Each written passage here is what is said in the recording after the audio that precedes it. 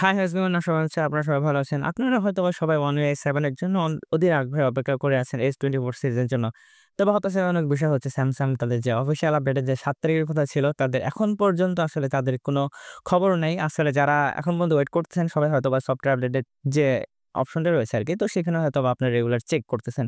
তবে আজকে আপনাদেরকে দেখাবো One UI 7 যে আপডেটটা যখনই আসুক না কেন আপনারা হচ্ছে এর জন্য কিভাবে প্রস্তুতি নিবেন।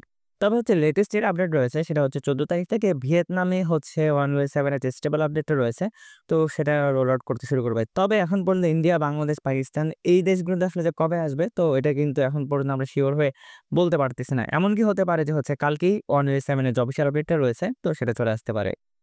One UI 7 এর যে এবার আপডেটটা রয়েছে আরকি তো সেটা বেশ বড়সড়। তো এর জন্য হচ্ছে আপনাদের যে ফোনটা রয়েছে সেখানে কিন্তু আসলে আপনাদের একটা যথেষ্ট পরিমাণে যে স্টোরেজ থাকার প্রয়োজন হতে হবে। তো সেটা হচ্ছে প্রায় অ্যারাউন্ড 20 জিবির মতো যদি আপনারা খালি রাখেন আরকি তো সেটা অনেকটাই সেফ জোন হবে। কারণ হচ্ছে এবারে যে আপডেটটা রয়েছে আরকি তো সেটা হচ্ছে 5 জিবির মতো। তো সেটা আবার এক্সট্রাক্ট হয়, তারপর পরে এটা আপডেট হয়, তারপর সেটা আবার টেম্পোরারি ফাইলে জমা হয়। তো আপনারা যে একটা সেফ জোনে থাকতে চান তাহলে আমি আপনাদেরকে বলব আপনাদের ফোনে হচ্ছে অ্যারাউন্ড 20 জিবির মতো আপনাদের ফোনের মধ্যে যে স্টোরেজটা রয়েছে আরকি তো সেটা আপনারা এখানে খালি রেখে দিবেন।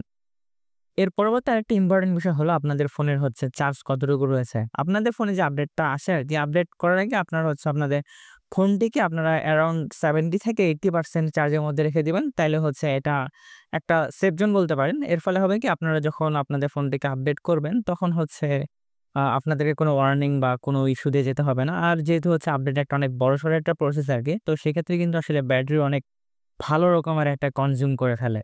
দেখা যাচ্ছে আপনারা এখানে 80% রেখেছেন, তো দেখা যাচ্ছে 30% বা 35% এর মতো ব্যাটারি ড্রেন হলেও হতে পারে। এর পরবর্তী যে বিষয়টা রয়েছে সেটা হচ্ছে অ্যাক্সিডেন্টালি যদি আপনাদের কখনো ব্যাকআপ করার সময় সেটা মাঝপথে ক্রাশ করে আরকি। তো সেক্ষেত্রে কিছু ইস্যু হতে পারে। তাই সেজন্য আমি আপনাদেরকে বলব আপনাদের ফোনের যে সেনসিটিভ যে ডেটাগুলো রয়েছে আরকি তো সেগুলো কিন্তু চাইলে আপনারা ক্লাউড কিংবা হচ্ছে আপনারা আপনাদের যে এক্সটার্নাল ডিভাইস রয়েছে তো সেখানেও কিন্তু হচ্ছে আপনারা আপনাদের ফোনটিকে ব্যাকআপ করে রাখতে পারেন। তো এখানে হচ্ছে আপনারা চান যে হচ্ছে Samsung এ হচ্ছে সুইচ করার জন্য Samsung ব্যাকআপের ক্ষেত্রে আপনার চাইলে হয়তোবা মোটামুটি ১০০ জিবির মতো ডাটা যে থাকে তো আপনারা চাইলে কিন্তু সেটা ওয়াইফাই কানেকশন দিয়ে তো সেটা ব্যাকআপ করে নিতে পারেন। কিংবা আপনাদের ফোনে যে সেরকম খুব একটা বেশি ডাটা না থাকে আরকি তো আপনি চাচ্ছেন যে কিছু স্পেসিফিক কিছু জিনিস হচ্ছে আপনারা ব্যাকআপ করে রাখতে চান, তাইলে কিন্তু আপনার হচ্ছে Google Drive যে ড্রাইভটা রয়েছে আরকি তো সেটার উপর আপনারা নির্ভর হতে পারেন। আর Google Drive এ করলে একটা সুবিধা আরকি তো এখানে ডাটা রিকভার করা বা হচ্ছে ডাটা ব্যাকআপ করা যে প্রসেসটা রয়েছে আরকি সেটা যথেষ্ট ফাস্ট।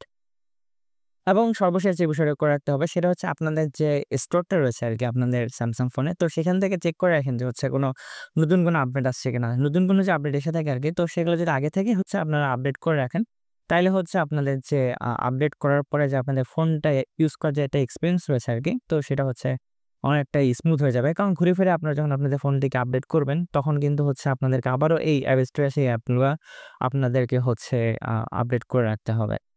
আজ এ পর্যন্তই। আশা করা যাচ্ছে Samsung এর যে One UI 7 এর যে আপডেটটা রয়েছে সেটা খুব শীঘ্রই রোল আউট হবে। আর এতক্ষণ ধরে আমি আপনাদের সাথে ছিলাম অর্ক। যদি ভিডিও ভালো লেগে থাকে ভিডিওতে একটি লাইক আর যারা সম্বন্ধে আমার চ্যানেল সাবস্ক্রাইব করেননি আশা করা যাচ্ছে আপনারা আমার চ্যানেল সাবস্ক্রাইব করে ফেলবেন।